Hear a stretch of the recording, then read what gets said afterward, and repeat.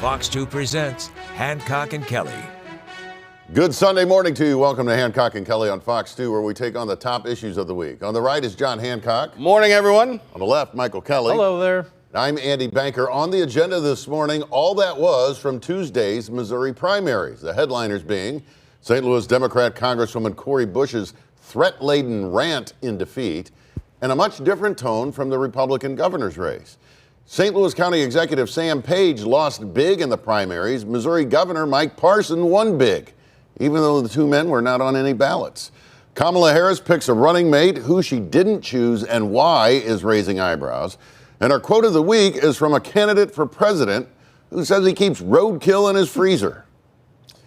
Also, new police body cam footage from the assassination attempt on Donald Trump last month, and news about a second assassination plot against the former president. But we begin with another progressive Democrat squad member in Congress going down to defeat. St. Louis's Cori Bush, beaten by St. Louis County Prosecutor Wesley Bell, who enjoyed millions of dollars worth of support from pro-Israel groups. AIPAC, I'm coming to tear your kingdom down. We wish her nothing but the best. We thank her for her service, and I look forward to working with everyone. Since the October 7th Hamas terror attack on Israel, Bush and her progressive allies have been very critical of Israel's military response in Gaza, but not nearly so vocal about atrocities committed against Israelis. Bush's speech after her loss featured ranting and threats, saying she's now been radicalized.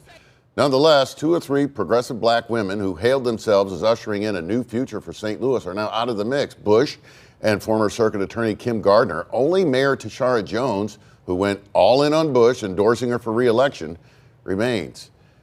Michael, is the mayor in any trouble? In the spring, she's up for re-election. I don't think so. And the reason she's going to face a challenge. Is she going to see this type of outside investment? I don't believe so. I don't think there's that interest in the city of the St. Louis that way anymore. But it was definitely telling. It should be noted that Cori Bush won the city of St. Louis. She lost heavily in St. Louis County, but she won the city of St. Louis. That probably wasn't bad for the mayor. But there's no doubt about it. The mayor said that, and it was with Kim Gardner and with Cori Bush, and said, look, the three of us are going to change the trajectory of St. Louis. Well, it looks like the voters are giving them a scorecard, and it's not good. What do you think about the way she went out? Expected, Trumpian in a lot of ways, and I think it's the end of her 15 minutes. John? I don't know. She seems like such a lovely woman. You think there's a Cori Bush comeback in the offing, that was or ridiculous. does St. Louis want to forget about her? Well, I think we want to forget about her. Now, we had this officer nearly beaten to death in Ferguson, and that kind of rhetoric, I'm coming after you, AIPAC, I mean, it's reprehensible, and I think her days are over. I think Wesley Bell handled himself with some magnanimity, and and he ran a good campaign. I get the money. There's a lot of outside money in there, but he ran a good, disciplined campaign, and he deserves to win. He's going to be the congressman. Yeah, Friday night, an officer, brain damage in Ferguson. Michael will get to that in his final thoughts later in the show. The primaries for Missouri governor were less dramatic, though there was a surprise. Democrat State Rep Crystal Quade, the House Minority Leader in Jefferson City, won a landslide victory over businessman Mike Hamra, who spent millions of dollars of his own money trying to beat her. On the Republican side, Lieutenant Governor Mike Kehoe handily beat State Senator Bill Eigel and Secretary of State Jay Ashcroft. John, there were no antics from the losers of these races like we saw with Cori Bush. Kehoe, the Republican, is an overwhelming favorite to beat Quade in this matchup on the screen now. Quade, the Democrat, come November. Why is that? Well, the state is just solidly Republican, and there's every expectation that Mike Kehoe is going to be the 58th governor of Missouri. Great guy. He ran a great campaign. You talk about a campaign effort coming from way behind. The man was 35 points down in April, and here he is, the presumptive governor of the state of Missouri. Crystal Quade ran a good campaign. You know, it's interesting. Hammer spends all this money, but because primary turnout is so low, a lot of those voters, maybe even half or slightly over half of those folks that voted in the Democratic primary knew these candidates. They knew Crystal Quade. She'd been to their communities.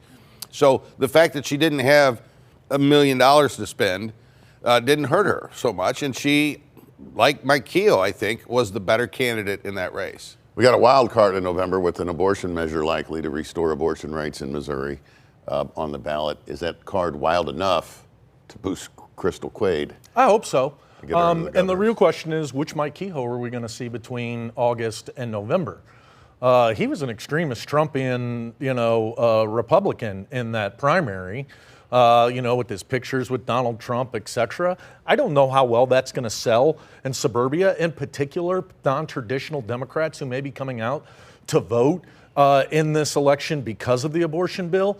I think Crystal Quade has a shot. It's an uphill battle in Missouri for Democrats, unfortunately. Yeah, I just don't see it. Keogh's a good candidate. He's a Does good abortion fundraiser. hurt him? When I asked him about it, he doesn't favor any exceptions or anything like that. Oh, he said He favors- said he'd think about it. Well, no. He'd rather leave it alone. That's what he told me. Well, his position is he favors abortion in cases of rape and incest, or at least having the option available. He was the only one in that primary field that had that position. So I don't think that issue is going to particularly be hurtful to Mike Kehoe, but we'll see. The most hotly contested statewide race in all of Missouri heading into the November elections appears to be the race for the U.S. Senate.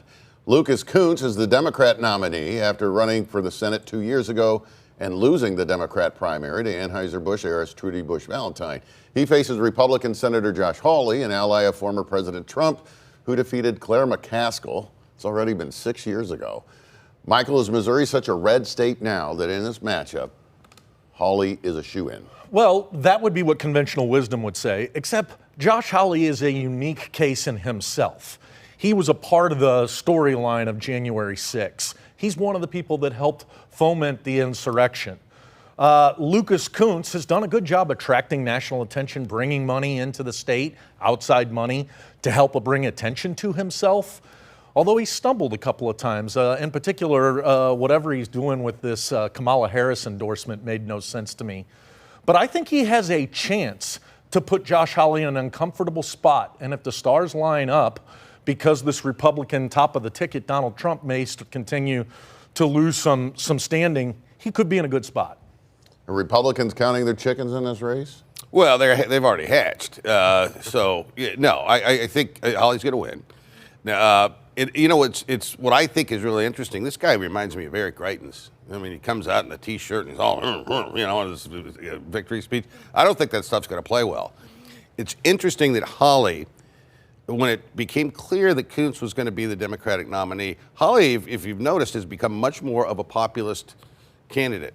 He shows up on the picket lines with the UAW. He's been fighting for those folks to get their federal money for the nuclear waste that exists, the cleanup. And so he's really taken a kind of a populist bent. And that's the lane that Kunce is trying to own. I think it's going to be hard for him to message in this campaign. Cleanup and compensation for the victims of radiation Right. exposure, but he hasn't gotten it done yet. Well, Have they? it's getting there. All right. St. Louis County Executive Sam Page, also a progressive Democrat, also lost big Tuesday, even though he wasn't on the ballot. A few weeks ago, we told you about County Council candidate Gretchen Bangert, a state rep who filed state and federal complaints against Page.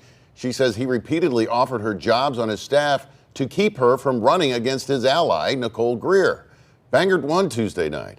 Perhaps Page's fiercest critic on the council, Shalonda Webb, also won. John, this means Page will be nearly out of political friends on the St. Louis County Council. He's on the last page. He's only got one ally left on the 7-member county council. Tony Tracus lost too. Right, a Republican who had been, kind of a reliable Friendly vote to for Sam Sam Page. Page, yeah. No, this is bad news for Sam Page. I think he's got no place to go. He's not going to be able to govern with these folks, and he certainly, if he continues with the kind of attitude that he has adopted as county executive, it's going to get worse from here. Is this sort of the same spin around that took out Cori Bush, another progressive getting a slap back from Well, voters? this is definitely self-inflicted. I think Sam Page is dealing with some of the consequences of the relationships that he's had on the council. And since the day he got there, they went south, not only with the Republicans, but African-American Democrats who were fed up with him. And then part of his alliance was with the South County Republican. St. Louis County's weird. I see three paths for Sam Page. It will be interesting to see what he does. Number one is he can double down with this me against the world attitude and try to run accounts hard, try to lecture a council. That's one. Number two, he could become conciliatory and actually try to get back to the basic governing of St. Louis County, or he could fade into the woodwork. I think over the next month or two, we're going to see what we're going to likely get with Sam Page, and I'm hopeful that it's behavior we've not seen in the past. Up next on Hancock and Kelly, another Trump assassination plot is uncovered, and the vice president has her running mate. But is the real story more about who she didn't pick?